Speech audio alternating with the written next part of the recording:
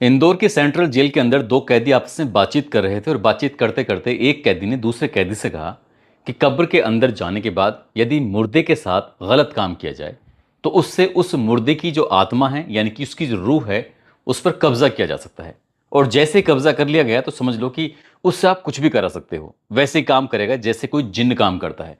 कुछ भी सामान मंगा सकते हो, पैसे की कोई कमी पूर्ण नहीं होने देगा और जो भी दुनिया की कोई भी बढ़िया से बढ़िया नेमत हैं वो आपके सामने यूं ही एकदम से हाजिर हो जाएंगी। दूसरे कैदी ने ये बात सुनी, उसने कहा कि बात तो कुछ अटपटी से लगती है, ऐसा तो हमने कहीं भी नहीं सुना है कि ऐसा कहीं कुछ होता है। अगर ऐसा होता तो लोग जाकर किसी की भी कब्र के अंदर जाते और जाकर कुछ भी कर सकते थे। तब उसने कहा कि कब्र के अंदर जाना भी ये बहुत बड़ी बात होती है। पहले कैदी ने दूसरे कैदी को बार बार समझाकर उसे एक तरह से इन्फ्लुएंस कर लिया गया, लेकिन वो पिछले 13 साल से सलाखों के पीछे बंद था। उसे नहीं पता था कि ऐसा भी कुछ मौका उसे कभी जिंदगी में मिल भी पाएगा। लेकिन उसकी किस्मत अच्छी थी, उसको आजीवन कारावास की सजा हुई थी और आजीवन कारावास की सजा उसकी पूरी हो जाती है। जेल से बाहर निकल के आता है और जैसे जेल के बाहर निकल के आता है तो वो रूह पर कब्जा करने के लिए एक कब्र के अंदर प्रवेश कर जाता है। और जो प्रवेश करता है, जो होता है, उसकी किसी ने कल्पना नहीं की थी। आदाब, नमस्कार, सत श्री अकाल। मैं उस्मान सैफी। आज की जो सच्ची घटना मैं आपको सुनाने जा रहा हूं, ये सच्ची घटना है मध्य प्रदेश के जिला खंडवा की। शहर खंडवा के अंदर ही एक बड़ा कब्रिस्तान है और ये तारीख थी 22 सितंबर 2025 की सुबह लगभग 7 बजे के आसपास का वक्त हो रहा था। परिवार के लोग जल्दी जल्दी उठते हैं, तैयार होते हैं। तैयार होने के बाद उन्हें कब्रिस्तान जाना था। कब्रिस्तान में जाने के बाद फातिहा पढ़नी थी, यानी कि कुरान शरीफ की आयतें पढ़नी थी। और उन कुरान शरीफ की आयतों को पढ़ने का सिर्फ एक ही मकसद था कि जो मैयत है, जो अभी मुर्दा दफनाया गया है, दरअसल उसकी रूह को शांति मिले और उस पर जो कब्र का अजाब है उससे वो दूर रहे, बचा रहे। इस तरह की कुछ दुआएं करने के लिए वो कब्रिस्तान जाते हैं। जैसे कब्रिस्तान में जाते हैं, देखने जाने के बाद उन्होंने जो अपनी आंखों से उस दृश्य को देखा था, उस नज़ारे को देखा था, वो देखते ही रह जाते हैं। उनकी आंखें बड़ी बड़ी हो जाती हैं। दरअसल जिसको अभी 24 घंटे भी नहीं हुए थे दफन किए हुए, 70 साल की एक बुजुर्ग महिला होती है, उसकी कब्र को पैरों की तरफ से खोला गया था। और खोलने के बाद ऐसा लग रहा था उसे देखने के बाद जैसे किसी ने अंदर प्रवेश किया हो। बस वो इतना परेशान हो जाते हैं कि ये सब हुआ क्या है। शुरुआत में तो ऐसा लग रहा था जैसे किसी जानवर ने ये सब हरकत की हैं। कई बार कोई जानवर भी कब्र के अंदर प्रवेश कर जाते हैं और लाश के साथ जाकर वो खाने पीने की हरकत जैसी कर देते हैं। इसी बीच में वहीं पास में ही एक रेलवे से कर्मचारी जो रिटायर्ड हो चुके थे, उनकी भी मौत हुई थी। ये 21 सितंबर 2025 की ही तारीख थी जो उनकी मौत हुई थी। दोनों की जो कब्रें थी वो थोड़े फासले से थी। कुछ लोग जाते हैं, जाकर देखते हैं कि जो रेलवे के कर्मचारी हैं उनकी भी तो लाश जाकर देखी जाए, यानी कि उनकी कब्र जाकर देखी जाए। कब्र के पास जब पहुंचते हैं, वहां जाकर देखते हैं तो जैसे उस 70 साल की बुजुर्ग महिला के साथ हुआ, ठीक वैसा ही उनकी कब्र के साथ भी हुआ।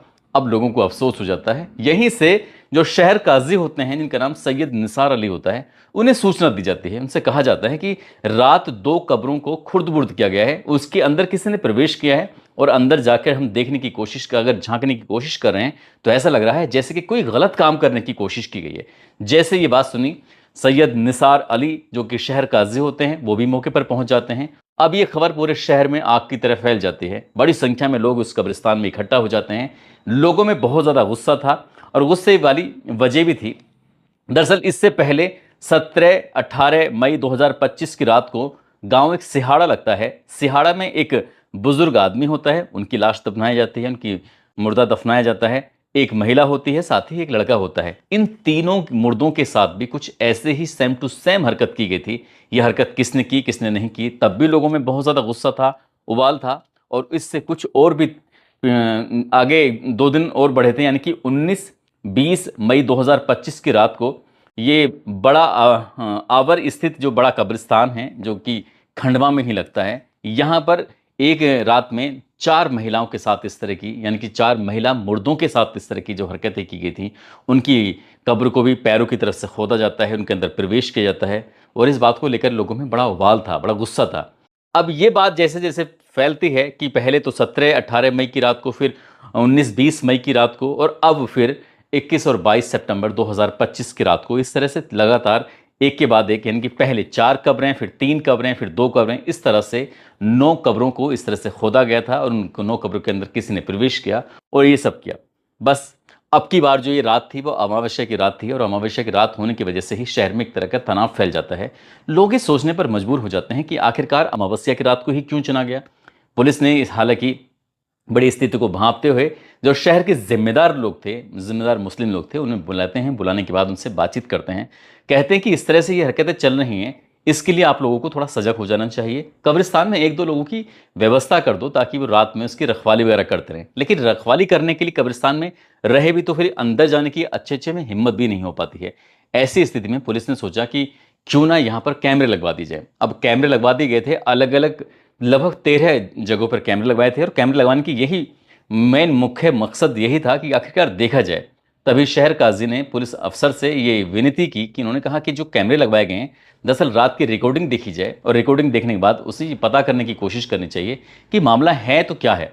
अब पुलिस ने जब डीवीआर को खंगालना शुरू किया है, अलग अलग कैमरों को देखना शुरू किया है और पूरी रात पुलिस ने इस तरह से देखा कि रात भर में हुआ क्या था, तभी पता चलता है कि 21 सितंबर की रात दरअसल एक व्यक्ति है जो कैमरे में कैद हो जाता है। पहले तो वो दिन में आता है और दिन में आने के बाद देख लेता है इत्मीनान से कि आज 2 लोगों को दफन किया गया है। लेकिन उसको ये नहीं मालूम था कि दोनों लोग में से महिला कौन है, पुरुष कौन है, कौन सी लाश कहाँ पर दफन है, क्या है, उसको बहुत ज़्यादा डिटेल में नहीं पता था। लेकिन उसको ये जरूर मालूम था कि आज 2 लाशें दफन की गई हैं, क्योंकि दोनों नई कब्रें थीं।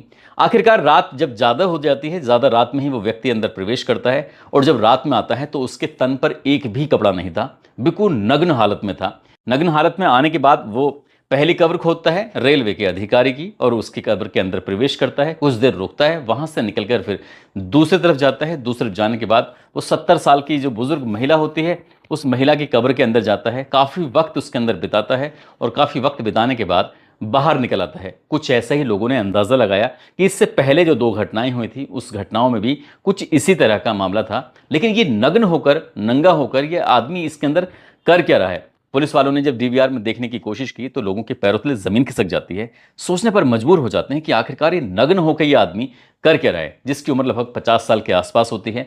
उसके चेहरे को साफ करने के देखने की कोशिश की गई। लोगों को उसका हुलिया दिखाया गया, लोगों को उसका चेहरा दिखाया गया, क्योंकि बहुत ज़्यादा साफ सुथरा चेहरा उसमें आ नहीं रहा था। आखिरकार जब उस व्यक्ति की पहचान की जाती है तो पता चलता है उस व्यक्ति का नाम है अयूब। उम्र उसकी 50 साल के आसपास है। बाप का नाम उसका इस्माइल अली है और वो थाना जावर के गांव मुंदवाड़ा का रहने वाला होता है। जब पुलिस ने इसके बारे में पता करने की कोशिश की कि आखिरकार ये व्यक्ति क्यों आया, क्यों नहीं आया, क्या मकसद था इसका, पुलिस ने जाल बिछाया और जाल बिछाने के बाद आखिरकार इसे गिरफ्तार कर लिया। और गिरफ्तार करने के बाद बस इससे पूछताछ की जाती है। लेकिन इससे पहले जब लोगों ने इसके बारे में पता करने की कोशिश की तो ये मालूम होता है कि साल 2008 से साल 2011 तक इस पर 13 एफआईआर दर्ज हुई थी, 13 मुकदमे दर्ज हुए थे, जिसमें हत्या का, जिसमें चोरी का और इस तरह के कई मुकदमे थे।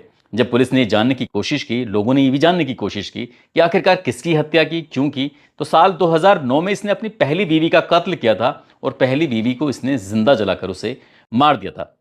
इसके बाद ये दूसरी शादी कर लेता है और दूसरी शादी जब करता है तो उसमें दूसरी शादी में उसकी दूसरी पत्नी उसको कुएं में धकेल देता है, धक्का देता है और उसको तब तक उस कुएं के अंदर डूबने देता है जब तक कि उसके प्राण नहीं निकल जाते, यानी मर नहीं जाते। जब दूसरी बीवी का कत्ल होता है तब लोगों की आंखें खुलती हैं। लोगों को समझ में आता है कि इसने पहली बीवी का भी कत्ल किया होगा, यानी कि उसने खुद से नहीं बल्कि इसने ही उसको जिंदा जलाकर मारा था। इस तरह से पुलिस ने जब उसे पकड़ा, पकड़ने के बाद उससे हिरासत में लेकर उससे पूछताछ करना शुरू किया है।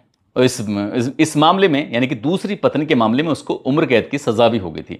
अभी अपनी सजा काट रहा था। पुलिस ने इससे पूछा तो ये पता चलता है कि ये 15 मई 2025 को इंदौर की सेंट्रल जेल से बाहर निकल के आया था और इससे पूछा गया कि तुम कब्र के अंदर करने क्या जाते थे। तब इसने कहानी सुनाई। उसने कहा कि साहब, मैं कब्र के अंदर इसलिए जाता था क्योंकि जेल में ही एक कैदी ने मुझे बताया था कि अगर हम कब्र में अंदर जाने के बाद मुर्दा के साथ कुछ गलत काम करते हैं तो वहाँ से उसकी जो रूह निकली हुई है उस रूह पर कब्जा किया जा सकता है, उसे अपने वश में किया जा सकता है। उसे जैसे ही वश में कर सकते हैं तो उसके बाद जैसे जिन्नातों से कोई भी काम करा सकते हैं और कुछ भी उससे हासिल किया जा सकता है। तो वो कुछ ऐसे ही शक्तियाँ हासिल करने के लिए ही वो कब्र के अंदर प्रवेश कर रहा था। उनके बालों को काट कर कुछ क्रियाएं कर रहा था। साथ ही उनके साथ उसने गंदा काम करने की भी कोशिश की, यानी कि प्रयास किया या किया।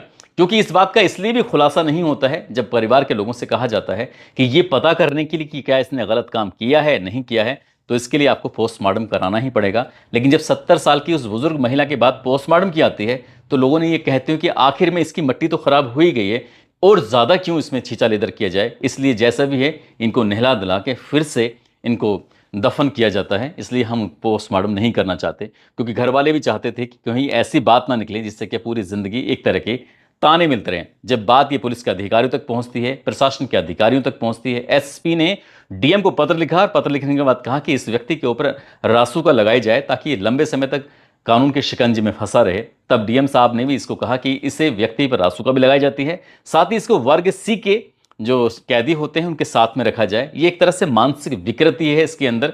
इसने आखिरकार ऐसे सोच भी कैसे लिया कि ऐसा हो सकता है। जब ये खबर अखबारों में प्रकाशित होती है, सोशल मीडिया पर आती है, तो लोगों को यकीन नहीं हो रहा था कि एक व्यक्ति जो देखने में इतना सीधा सज्जन सा लग रहा है, दरअसल वो इतना गंदा, इतना घिनौना कृत्य कैसे कर सकता है, मुर्दों के साथ वो ऐसा गलत कैसे कर सकता है। उसने ये भी जानने की कोशिश नहीं की कि जिन 4 महिलाओं को एक रात में उसने उनकी कब्रों को खुर्द-बुर्द किया था, दरअसल एक कम से कम 50 की उम्र थी और अधिकतम 74 साल की उम्र थी। उसने बुजुर्ग महिलाओं को भी नहीं बख्शा, उसने बच्चे को भी नहीं बख्शा, उसने बूढ़े आदमी को भी नहीं बख्शा, उसने सभी के साथ उसने ऐसा ही किया। फिलहाल शहर के लोगों में अमन सुकून है, लेकिन जब इस घटना के बाद उसको गिरफ्तार किया जाता है और गिरफ्तार करने के बाद जब ये लोगों के सामने आता है तो हज़ारों की संख्या में लोग इकट्ठे हो गए थे।